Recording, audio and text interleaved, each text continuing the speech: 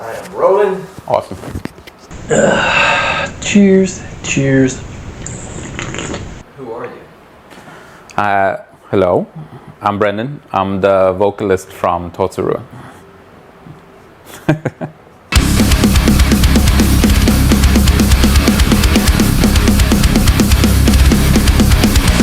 As if you wanted us to do a show, we would show up and we would have some fun.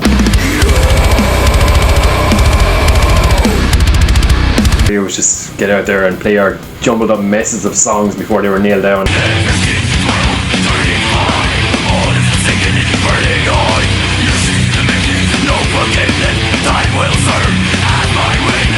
We didn't make any money.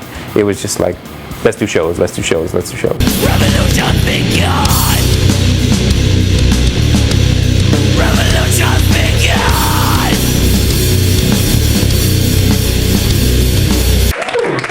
Well, like I said, we're Revenant.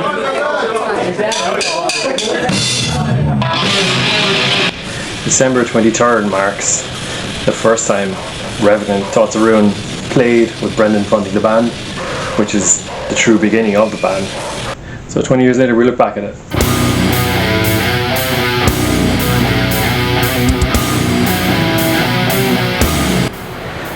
So Revenant formed before I was involved at all. So Revenant formed with Dave and Colin.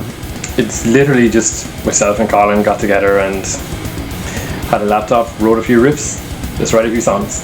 Here we go. And Dave and Colin were friends and putting together some songs or whatever.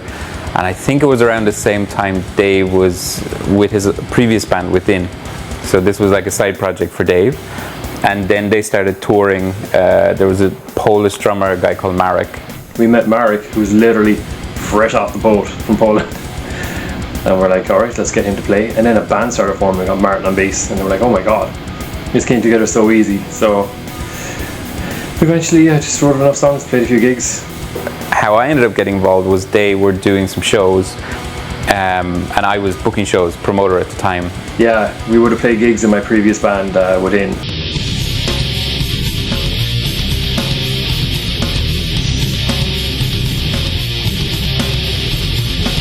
And that band was just ending at that time as well. And so we knew each other. You know, the Irish music scene is not, metal scene is not that big.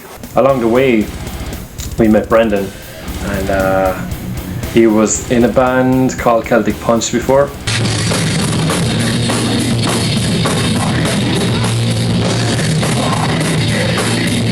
So that band had dissolved and he had been promoting gigs, so we just had to join us. So then I would usually join them on stage and do a cover of Davidian by Machine Head. And so then after, I think the third or fourth show, because Dave was doing vocals and guitar at the time. So then he was like, hey, why don't you just become our vocalist? And I went, fuck it, join us, be grand, you'll have good crack. Yeah, fuck it, let's give it a go. I'm not in a band right now, so yeah. So that's how I got involved. So it was a good convergence of circumstances really that got Brendan into it, and all of us to form Revenant.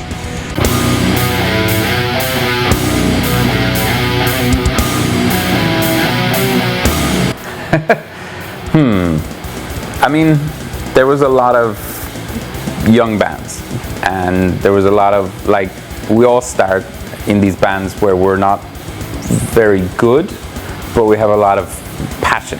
So there was a lot of passion at the time. I remember the scene was crazy. It was like there were a lot of old guard bands still there, the old kind of old Irish metal bands that were around, and then newer stuff was coming in, and there was a lot of people afraid to do anything overly outside the box, you know, out of fear of being judged on some fucking chat forum. And it was at a point where there was the older metal bands in Ireland who had been around a long time, and then the newer ones. And we had a situation where we felt like there was a bit of gatekeeping between the older bands who deserved 100% to be there and us who were not ready to be there yet. But we would find over the next couple of years, you know, that rebalancing was happening, and maybe the gatekeeping was still continuing. But I just remember it being a very exciting time back then. I mean, this is Ireland in the mid-2000s, before the recession, you know. crack was mighty, and we were all just young lads as well, so we had no big richer stuff to worry about. So yeah, it was a good time. So yeah, no, there was a lot of shows, and it's just it was a transitional time. That's a better way of summarizing it.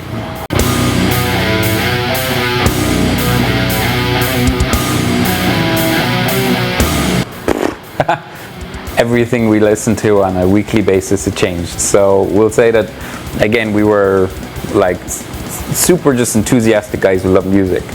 Musically influences, there wasn't really much. Really, it was just let's throw some songs together, let's put an album together, get out there, worry about direction next. So like we can say that the main influences were like Lamb of God, Mudvayne, who else? Machine Head, huge one was Machine Head. And then individually, then we all had our respective influences. So for me, vocally, Slipknot, Threat Signal, Dry Kill Logic, these sort of guys. So, you know, if you ask every member of the band back then what was their musical influences, there'd be those core bands that were the main ones, but then everybody else would have their own. And it was kind of what we were, which was just like bleh. And let's figure out when we get into the studio, let's figure out what it's going to sound like. And we were never trying to be a specific part of genre or whatever. It was just like make music that we would like to listen to. That was as simple as it got. Yeah, musically, I don't know. I just, in my previous band Within, we were kind of metal, bit of hardcore in there, a bit of technical. And the stuff was going more technical. I mean, 2005 would have been just as the metalcore thing was at its height, so every band was being technical and sounding like that. And I just wanted to pull it back and just do some straight up groove and maybe some death metal kind of influences, but nothing overly crazy. And that's how that came together.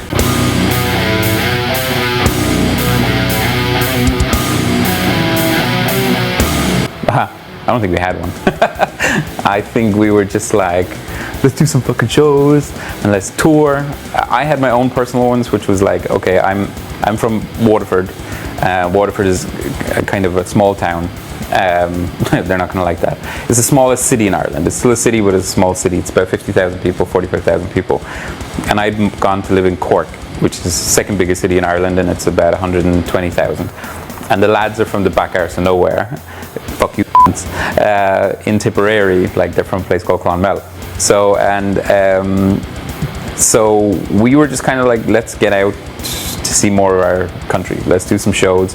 Let's maybe get a tour. Let's maybe like, you know, just, you know, kind of live up or experience what we envisioned for music. But there was no plan. Because like gigs will do more for a band than a bunch of practices will. This was a one crazy way to start a band and get out there quickly. But we did it. We just had no fear.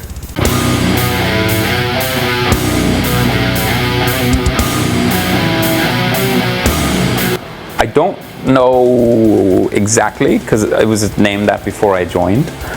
And I know that there was another like legendary 1980s band called Revenant, which is why we had to change in the end. Anyone that knows us knows that we are nerds. We love video games. Revenant, if anyone knows, is it's a creature in Doom 3. I think, if I remember correctly, because we're all gamers and there's a lot of gaming aspects into our music and lyrics and stuff like that, which we'll probably get into later, but I think Revenant was one of the enemies in Doom. And Doom obviously is a famous first-person shooter. One of the enemies, the ones with the rockets on them, is called a Revenant. The skull thing and the missiles, we thought that was cool. Let's just let's name the band that. I think it's from that, but I might be completely making that up. Dave will probably have a better answer for that. He named the thing, so.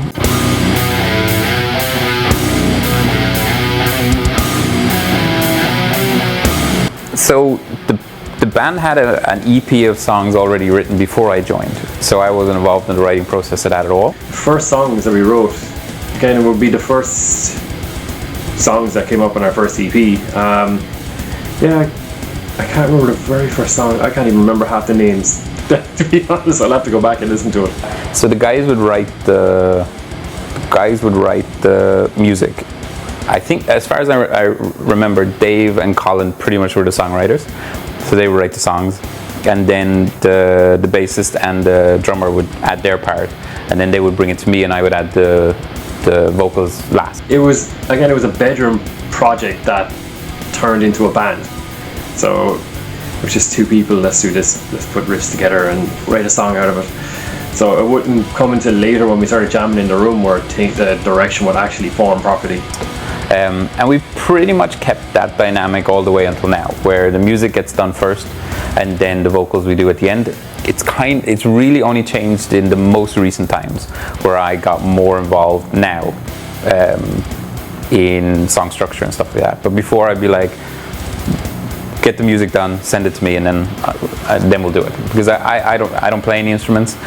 I kind of thought, let's leave the instruments to the players. So that was a dynamic. So the classic vocalist was like, yeah, just tell me when I need to show up.